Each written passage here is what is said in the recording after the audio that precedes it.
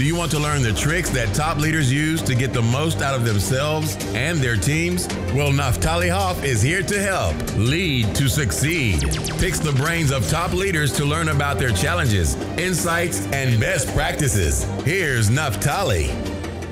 Hello, Lead to Succeed Nation. It's Naftali Hoff, and welcome to Lead to Succeed, episode 96. Today, I have the pleasure of speaking with Cat Philp. Cat, 20 years old, a young entrepreneur of the year 2022, is the startup founder of Pivot Marketing, a social media and personal branding agency. She has been building her personal brand around authenticity and humanized marketing with over 2 million monthly views on LinkedIn and a digital presence of 45,000 across platforms. She's now traveling the world, helping others build their online brands and speaking, working to make an impact on the education sector for the better. Cat, I'm so glad that you are on the show today. Thanks for joining me. Hi there. Thanks for having me. It's my pleasure. And it's really great to speak with you. I know I've been following you for a bit on LinkedIn. We made the UK connection before. As I mentioned, I've got kids living in London. And so really excited to have you here and to talk all these neat things that you're up to. But you're so young and already so accomplished. And I'm curious, what has been your journey? Take us through that a little bit. Okay, absolutely. So I started off my career, shall we say, when I was 16. So over here in the UK, we leave school at 16. And so we go on to either sixth form and college for a couple of years. And then from there, from 18 to university. So I went straight from school into what we call an apprenticeship, which is where you're working whilst simultaneously achieving a qualification. So I did that for a little while and then kind of worked my way up the corporate ladder within sales and marketing positions. And during the pandemic, as obviously quite a lot of companies did, I started.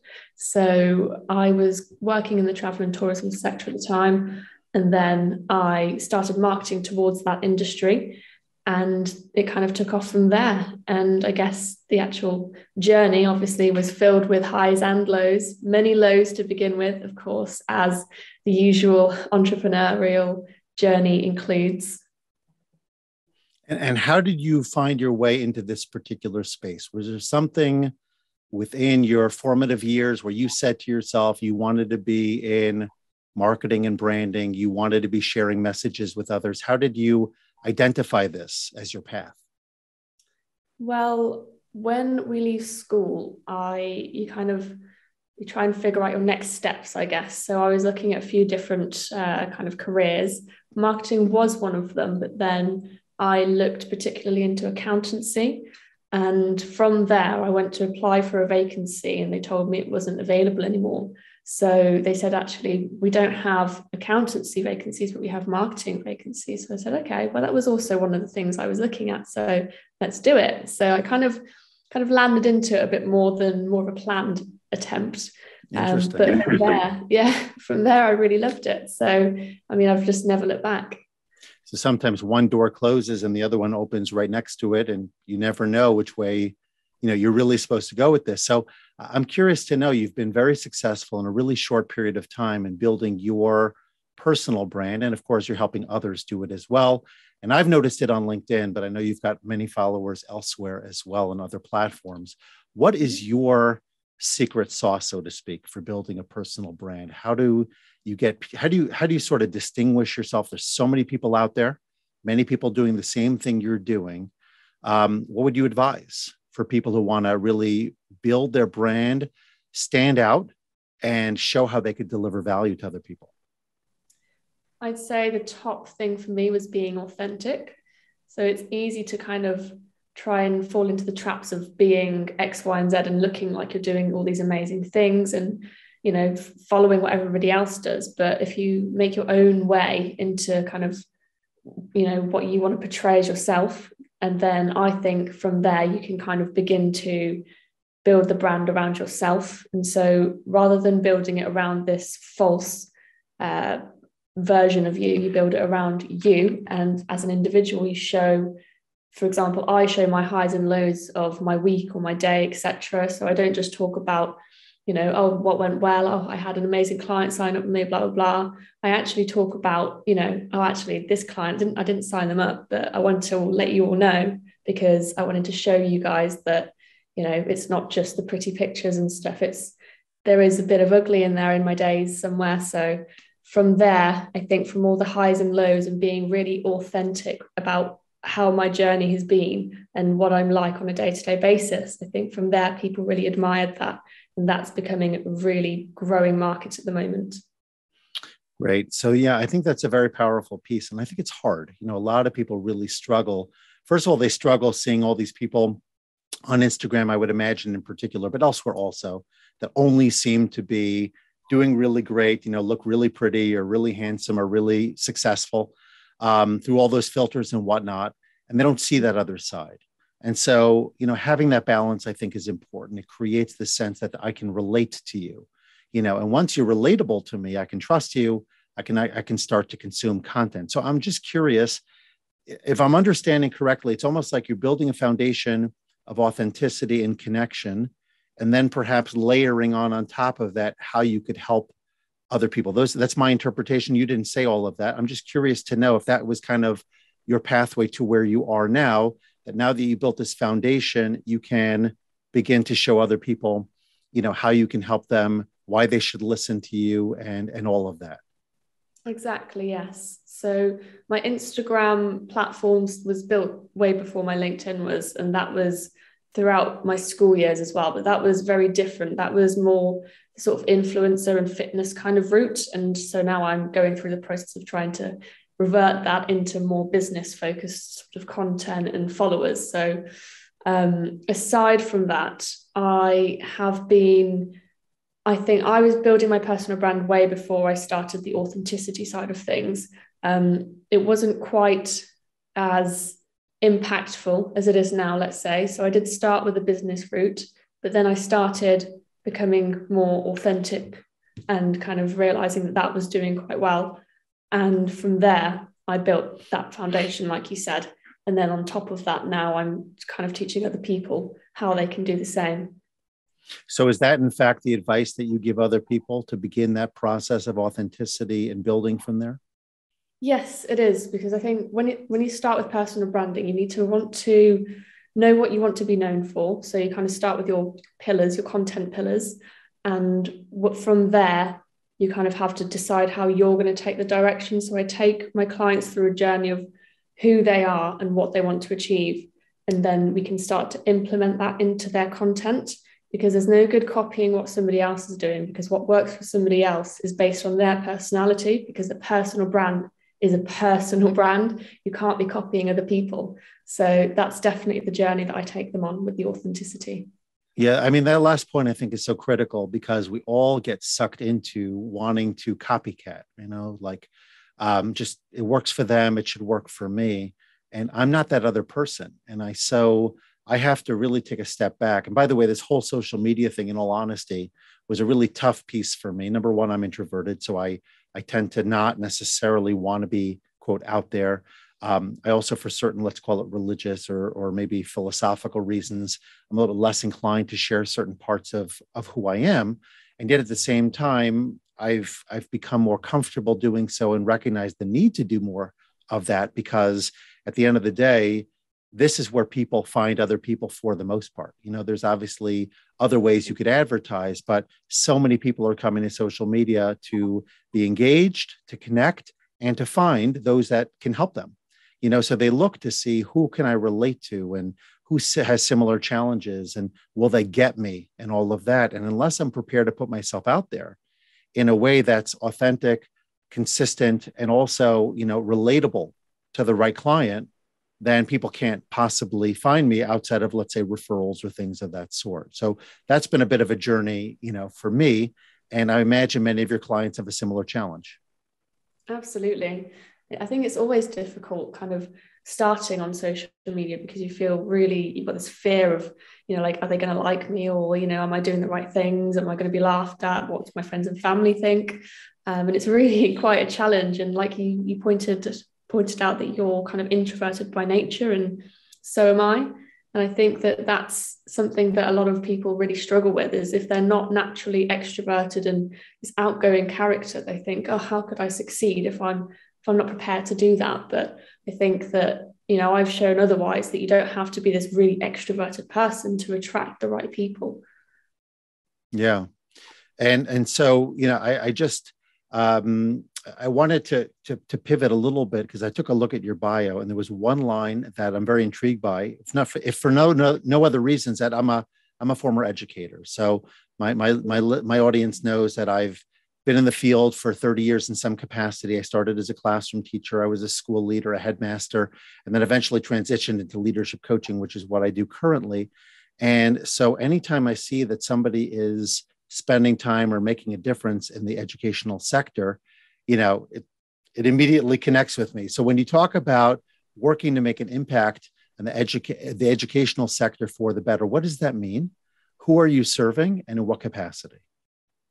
Yes, brilliant. And it's great to know that you were in that field as well. That's really interesting. I always find it's quite a touch point, but regardless of that, I'm focusing on the education sector, primarily with this program called the Accelerators program, which effectively is going to be a course first, and then it's going to be like a bunch of workshops with some sort of leadership coaches and, like yourself, and people who can really make an impact on young people. So from there, I'd like to be able to start to kind of bring that into schools and kind of say, right, I'll give you this if you can just give it to your pupils, and it's going to be all sorts of things around mindset and all the soft skills that you need to develop as a person outside of what's taught currently in the curriculum. I think it's really important to be able to learn these skills as a young individual. And although it might be something you should teach at home, it's not always taught at home. And so if we can try and get that into the education system somewhere, I think that's really important, because at the moment things are really focused on kind of steps that you need to take in order to get to X, Y, and Z. And so I think we should be teaching people that regardless of, qualifications and stuff, you should also develop your character. So that's where I'm going with it. That's really interesting. I often hear, and again, my antennas are up anytime I hear about education. I happen to have pretty much every certification you could have. I've got 2 master's degrees, a doctorate. I've got rabbinic ordination. I've checked all the boxes pretty much as it relates to formal education. And I often wonder if it was really worth, all of that. It's a whole different conversation, like how much of what I do today was really the outgrowth of that education as opposed to experience. Let's leave that for now. But the point I want to focus on is that I hear one entrepreneur after another bashing education, saying it's a result of the Industrial Revolution. It was designed to create workers. It wasn't designed to create leaders, and all of this. I think there's a lot of truth to it, but I hear very few entrepreneurs that actually say, this is a problem we have in the field of education. This is how I'd like to solve it. And you're saying, you didn't say what the problem was. I'm curious to know what prompted you to think in these terms. But you're not only just identifying a real issue, which is, you mentioned soft skill development, for example. Interestingly, a few years back, I remember I went down to Orlando. I was invited to one of the largest public school systems in the country, in the US. And I spoke to over 350 assistant principals on communication, listening, other soft skills that, frankly, many school leaders and leaders in general, not just schools, don't develop in their formal education. And so, but they need it in their day-to-day interaction with students, with parents, with teachers, with anyone, that they're interacting with on a regular basis. So I'm curious to know, how did you come to this recognition that education doesn't really focus on it? And what prompted you to say, I want to try to solve this, and this is how I'm going to do it? So the identification came from my own experience. Obviously, I'm only 20 years old, so it was really quite recent that I've been there and done it. I also do have 2 little sisters, so I do watch how they grow and what they're being taught. And obviously, my mum teaches quite a lot of those skills anyways, but I see a lot of their friends and how they are. And I'm very analytical when it comes to things like that. So I like to look at people and I kind of think, okay, okay, that's interesting. And obviously the same with myself. And so I started putting all these pieces together, along with a lot of people, like you say, do talk about the education system. So it's not just from my own observations, but from others. And so from there, I kind of started thinking, we were never taught this in school. We were never taught to be happy with where we are now. We were always taught that we would have to do X, Y, and Z, and then we'd be happy. But I feel like I see a lot of content being made where it's like a lot of people who have kind of lived their lives and they say, oh, I wish I would have done this and I wish I wouldn't have focused on this. And effectively, it's all the things that we've been taught and programmed to feel like we need in order to get to certain places, rather than being present and, having different conversations with yourself and with other people. And that internal conversation that we program ourselves with, it's not necessarily a good one. So, we're always telling ourselves we're not good enough. Like, if you get a bad paper back, you're told you haven't done well enough on this. It's a negative kind of conversation rather than, a positive one, I suppose. So from there, I kind of thought, okay, we need to change this, because I've been going through and rewiring my own, internal conversations and my mindset and all that sort of stuff. And that came with my entrepreneurial journey. And so whilst discovering myself through that, I've thought, where I am now, I'm really quite happy with what I've got. And that's not necessarily down to what I've got. It's down to me being grateful for it. And so if we can experience that within the education system, where we can say, okay, young people, this is what we've got. You can be happy right now with where you are and just enjoy your life without having to feel all these burdens of where you're going to be. And so I think when we teach people that, we're going to have a much happier world, rather than placing false expectations on all these people, because then they only grow to later realize that they're not happy with that. Yeah, I love it. And I really do hope that people embrace this, which leads me to another question. It's a bit of a cynical question, not because I don't believe in what you're saying, but I can imagine already some headwinds, some people in education basically thinking that what we're doing is just fine and we have other things we got to get to and all of that. So I'm asking you to put on your salesman hat and think about it from the perspective of getting people to do something that you believe in, that they may not see the value in as much as you do. I'm curious to know, what is your approach, or how would you advise someone? Whether in your scenario would be a great case study, so to speak, for our purposes, not that you've done it yet, but you're in the process of getting there. How would you advise people who are thinking about bringing something to market or trying to help the world see? Like, for example, with coaching, right? You don't need a coach, but we know that people do much, much better when they have a coach, right? The awareness, the accountability that it creates and all of that. I spend what I feel is an inordinate amount of time educating people on the value of coaching. Whereas if it was understood that I need a coach like I need a doctor or a dentist or a mechanic or whatever, pick your service provider, then people would be banging down the doors the same way that many of these offices are filled and you need months before you can get an appointment, that kind of thing. So how do you go about educating the educators, creating an awareness for the need, for the benefit, so that people will actually take you up on what it is that you're creating? Well, I kind of explain similar scenarios to what I've just talked about there, and kind of, I think a lot of people who I will be speaking to and I have already spoken to within the education system are experiencing exactly what I'm talking to them about, wanting these children not to experience. So I think it's quite easy to target them, because they're already, a lot of them are quite unhappy with where they are anyways. And so they think, yeah, I've gone through that as well. And some of them are in a great place, and that's due to what they've gone through, which I'm explaining, the soft skill development. And they realize, yeah, we really need this in the education system.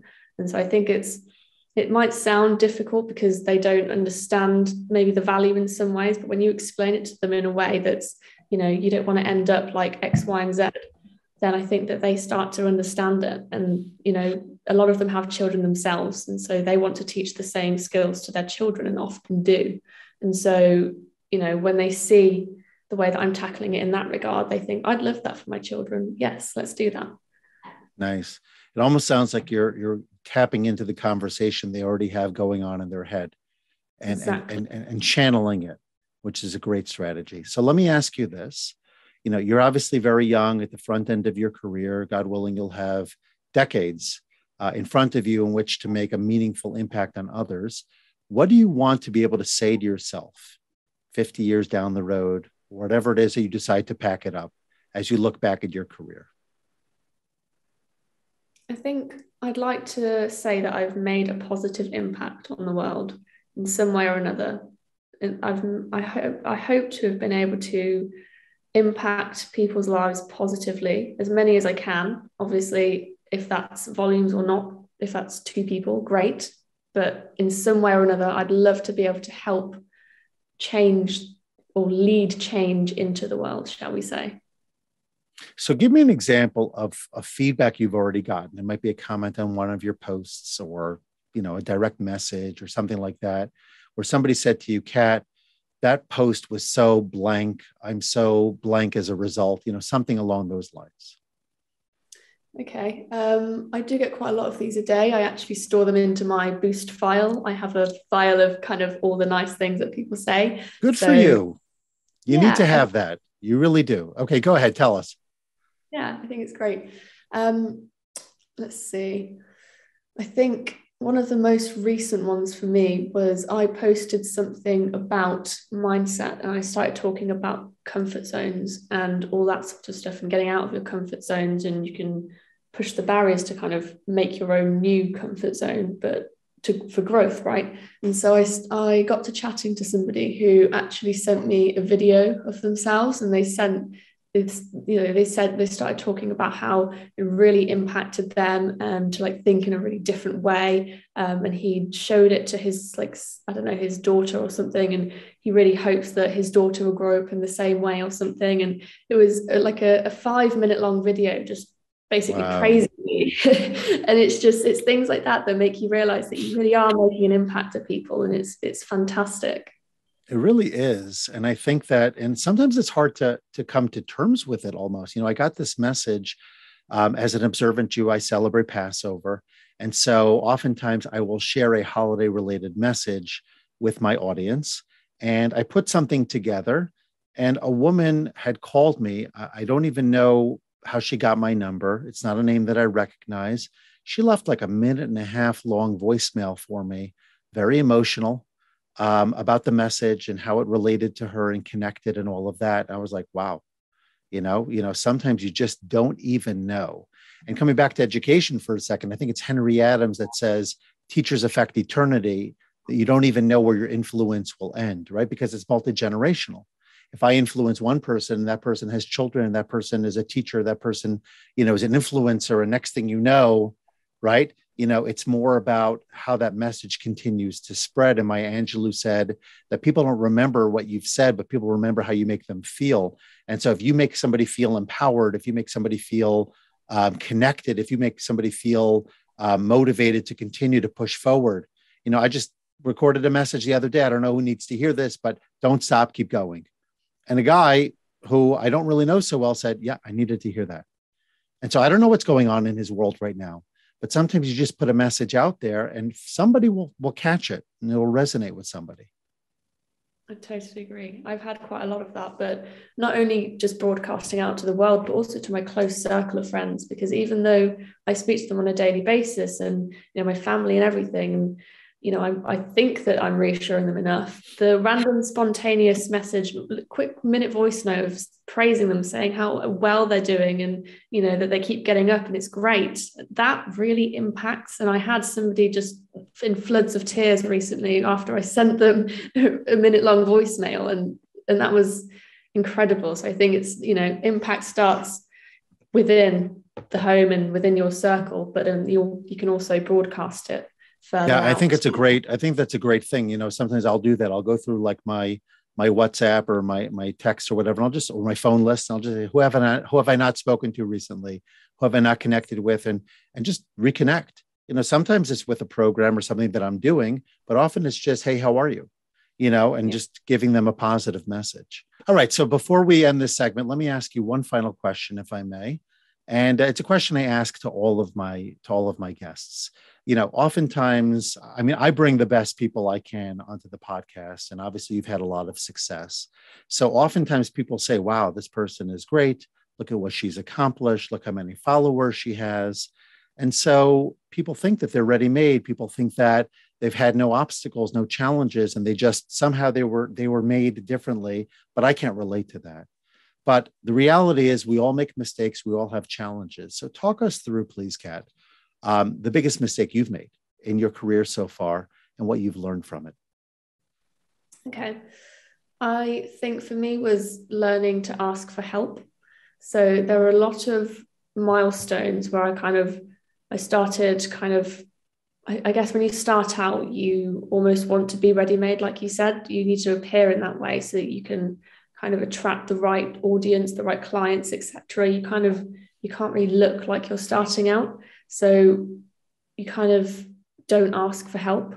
So a lot of coaches, for example, will have their own coaches. I'm very well aware of that. And a lot of people have mentors, but I didn't start out with that. I started out trying to do it all myself, and that kind of doubles the workload because you have to learn it and then apply it rather than be taught it and then apply it. You've got to go out there and find it yourself. So for me, I was lucky that I was able to kind of have someone who was of a mentor position, I suppose, and they kind of helped me with a lot of the development. And so after that, I realized it wasn't as scary to ask for help.